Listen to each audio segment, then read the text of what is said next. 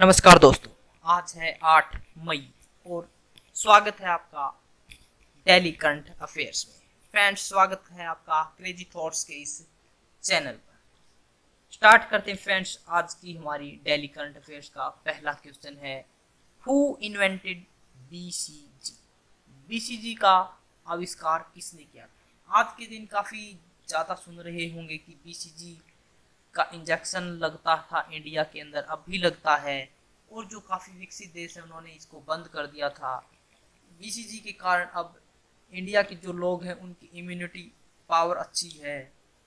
और भी बहुत कुछ सुना होगा आपने बीसीजी के बारे में। तो बीसीजी का आविष्कार किया था फ्रेंड्स फ्रांसीसी वैज्ञानिकों अल्बर्ट कैलमेट और कैमिल गुएरी। इनके द्वारा बीसीजी का जो इंजेक्शन है उसका आविष्कार किया गया। बीसीजी अर्थात बेसिल कैलमेट गुएरी। बीसीजी वैक्सीन का पहला मानव परीक्षण 1921 में शुरू हुआ।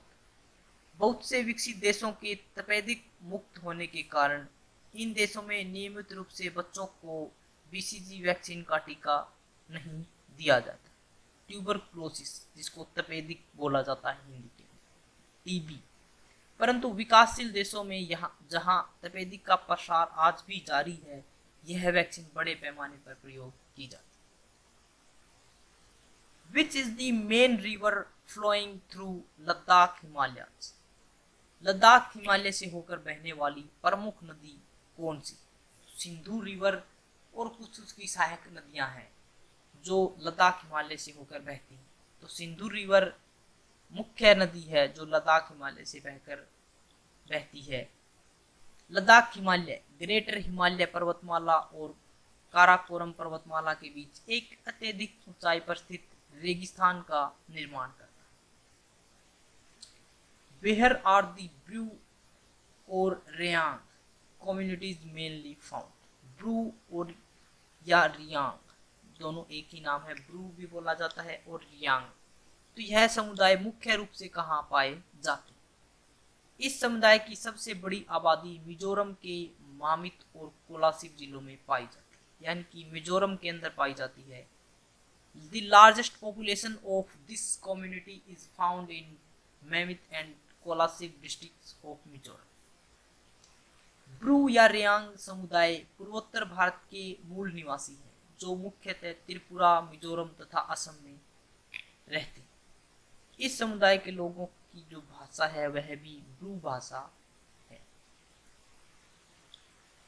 What is foreign exchange assets या रिजर्व? विदेशी मुद्रा संपत्ति भंडार, विदेशी मुद्रा संपत्ति या भंडार किसे कहते हैं? Total foreign exchange available with a country या economy is called its foreign exchange assets या रिजर्व। किसी देश अर्थव्यवस्था के पास उपलब्ध कुल विदेशी मुद्रा, उसकी जो विदेशी मुद्रा संपत्ति, उस भंडार कहलाता है। किसी देश के पास उसकी अर्थव्यवस्था कह सकते हैं, उसके अंदर कितनी विदेशी मुद्रा है, जैसे कि डॉलर, युआन एक्स्ट्रा, सबसे ज़्यादा डॉलर होता है। तो फ्रेंड्स, उसके अंदर कितनी जो है टोटल अमाउंट है उसको बोला जाता है विदेशी मुद्रा संपत्ति या भंडार। किसी भी देश के विदेशी मुद्रा भंडार में 4 तत्व शामिल होते हैं। विदेशी परिसंपत्तियां, विदेशी कंपनियों के शेयर, डिबेंचर, बॉन्ड इत्यादि विदेशी मुद्रा में। स्वर्ण भंडार, आईएमएफ के पास रिजर्व कोष, विशेष आहरण अधिकार, स्पेशल ड्रॉइंग राइट्स, ये 4 है फ्रेंड्स जो इसके अंदर होते हैं। Foreign assets, share of foreign companies, debenture, bonds etcetera in foreign currency. मतलब दूसरे देशों की जो कंपनी है उसके शेयर्स हमारे देश के पास, उसके जो बॉन्ड्स हैं वो कितनी हैं। गोल्ड रिजर्व्स, कितना गोल्ड है किसी देश के पास। IMF reserve trend special drawing rights, IMF द्वारा, इंटरनेशनल मॉनेटरी फंड के द्वारा कितना अधिकार है। National clean Ganga mission is a program of which ministry? राष्ट्रीय स्वच्छ गंगा मिशन किस मंत्रालय का program? Ministry of water power, जल शक्ति मंत्रालय का मिशन है राष्ट्रीय स्वच्छ गंगा मिशन। जो है जल शक्ति मंत्रालय के राष्ट्रीय स्वच्छ गंगा मिशन और नगरीय मामलों पर राष्ट्रीय संस्थान द्वारा नदी प्रबंधन का भविष्य विषय पर आइडियाथॉन वेबिनार का आयोजन किया गया। आइडियाथॉन वेबिनार, जहां पर आपसे आइडिया लिया जाता है। जो भी बड़े बड़े उद्यमी है वो यहाँ पर बताते हैं कि राष्ट्रीय स्वच्छ गंगा मिशन के अंदर किस प्रकार से हमें भागीदारी करनी चाहिए। फ्रेंड्स, अगर आप एचएससी के लिए प्रिपेयर कर रहे हैं या एसएससी के लिए, फिर चाहे आप बैंक के लिए प्रिपेयर कर रहे हो या फिर आरआरबी रेलवे के लिए, फ्रेंड्स आपको करंट अफेयर्स की आवश्यकता पड़ती ही पड़ती है, क्योंकि हर एग्जाम के अंदर 8 से 10 क्वेश्चन करंट अफेयर्स के होते हैं और वो करंट अफेयर्स की तैयारी करवाते हैं हम। हमारी करंट अफेयर्स में आपको वो सभी क्वेश्चन मिलेंगे जो आपके एग्जाम से रिलेटेड है। फ्रेंड्स, अगर आपको करंट अफेयर्स की प्रिपरेशन करनी है तो आप हमारी यहाँ से कर सकते हैं। What is a liquidator? Liquidator किसे कहते हैं? A person appointed to deal with matters related to a company और बैंक इज कॉल्ड लिक्विडेटर। किसी कंपनी या बैंक से संबंधित मामलों के निपटान हेतु नियुक्त किए गए व्यक्ति को लिक्विडेटर कहते हैं। मतलब कोई भी बैंक के अंदर कोई घोटाला हुआ है या किसी भी प्रकार का कोई मामला है या किसी कंपनी का मामला है, तो उनको सोल्व करने के लिए एक जो मीडिएटर होता है, जो मीट में मतलब किसी व्यक्ति को लेते हैं कि वो सोल्व करेगा उसकी अभी सभी जो भी प्रॉब्लम्स हैं, उसको लिक्विडेटर बोला जाता है। वित्तीय क्षेत्र में लिक्विडेशन का अभिप्राय किसी एक व्यवसाय को समाप्त करने और दावेदारों को संपत्ति वितरित करने की प्रक्रिया से होता है। When is world press freedom day celebrate? विश्व प्रेस स्वतंत्रता दिवस कब मनाया जाता है? 3 मई। 3 मई को विश्व प्रेस स्वतंत्रता दिवस मनाया जाता है। World press freedom day celebrated on 3 मई। इस वर्ष विश्व प्रेस स्वतंत्रता दिवस की जो थीम है वह है जर्नलिज्म विदाउट फियर और फेवर। महिला एवं पुरुष पत्रकारों व मीडिया कर्मियों की सुरक्षा राजनीतिक एवं वाणिज्यिक प्रभाव से मुक्त स्वतंत्र था। व्यावसायिक पत्रकारिता मीडिया के सभी पहलुओं में लैंगिक समानता इसका मुख्य विषय है। और इसकी जो थीम है वह है जर्नलिज्म विदाउट फियर और फेवर। किसी भी सत्ता हो या कोई भी व्यक्ति का फेवर लिए बिना और बिना भय के जो जर्नलिज्म है उसको बढ़ावा देना इस बार की मुख्य थीम। लुक अपना देश, देखो अपना देश किस मंत्रालय द्वारा चलाई जा रही है? देखो अपना देश is run by which ministry? तो मिनिस्ट्री ऑफ टूरिज्म, पर्यटन मंत्रालय द्वारा देखो अपना देश स्कीम चलाई जा रही है। पर्यटन मंत्रालय ने देखो अपना देश श्रृंखला के अंतर्गत गंतव्य सरिस्का टाइगर रिजर्व शीर्षक से 13वीं वेबिनार श्रृंखला का आयोजन किया है। देखो अपना देश के अंदर फ्रेंड्स जो भी बुजुर्ग हैं उनको हमारे यहाँ के जो तीर्थ स्थल हैं उन पर फ्री मुफ्त में उनका भ्रमण करवाया जाता है। व्हाट इज द ठिकरी पहरा? ठिकरी पहरा क्या है? This is the community policing practice prevalent in Punjab and Haryana.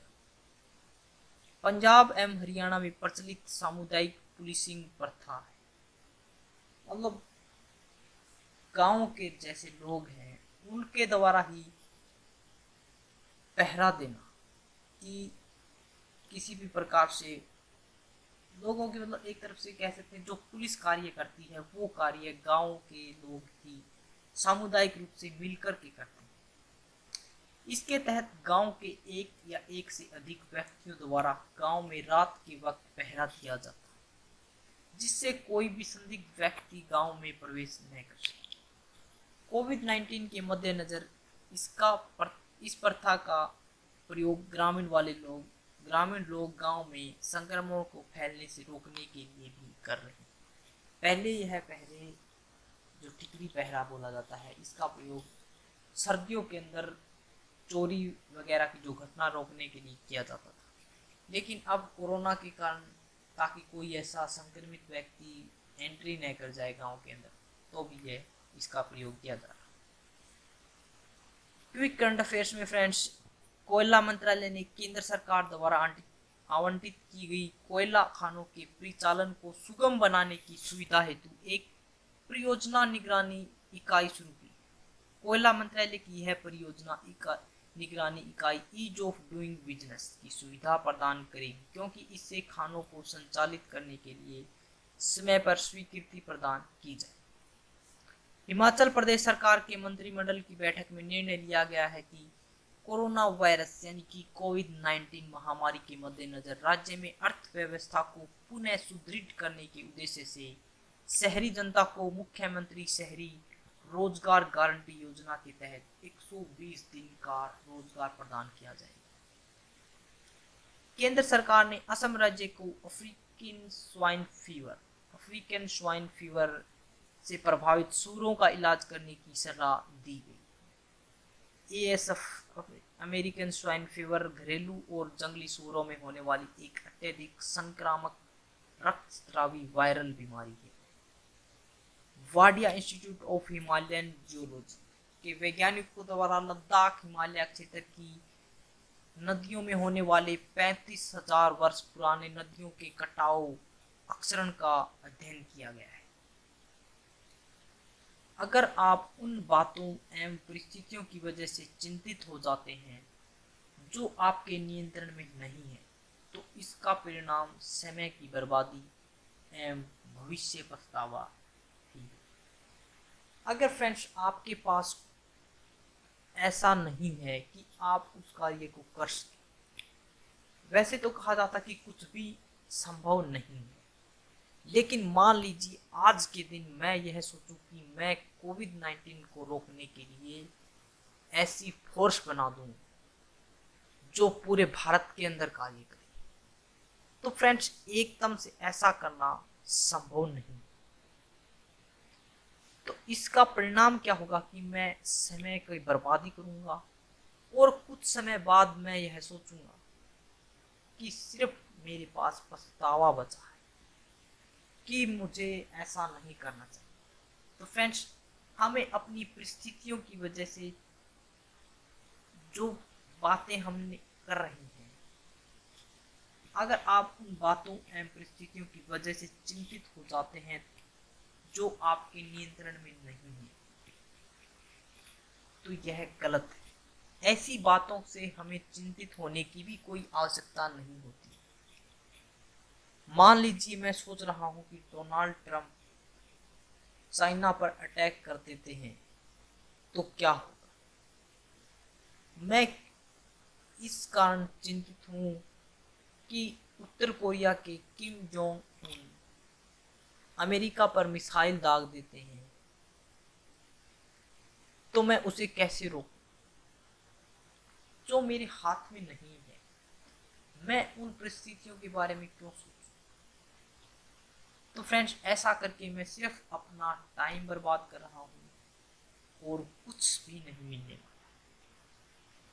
Friends, question of the day है, पहले भारतीय सिविल सेवा में स्थान प्राप्त करने वाले व्यक्ति कौन थे?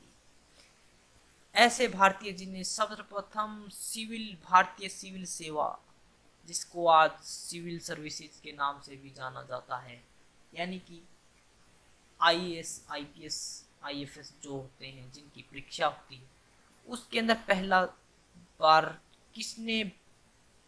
कौन सा व्यक्ति था जिसने स्थान प्राप्त किया था? तो फ्रेंड्स, आपके पास ऑप्शन है। ऑप्शन ए है सुरेंद्र नाथ बैनर्जी, ऑप्शन बी है सुभाष चंद्र बोस, ऑप्शन सी सत्येंद्र नाथ और option D Rabindranath Tagore. Friends, अगर आपको हमारी करंट अफेयर अच्छी लगी तो इसे शेयर करें, सब्सक्राइब करें। फ्रेंड्स, अगर आपको इसकी पीडीएफ चाहिए तो आप हमारे टेलीग्राम ग्रुप को भी ज्वाइन कर सकते हैं, जिसका लिंक हमने डिस्क्रिप्शन बॉक्स में दिया हुआ है। तो फ्रेंड्स, आज के लिए इतना ही। Thanks for watching.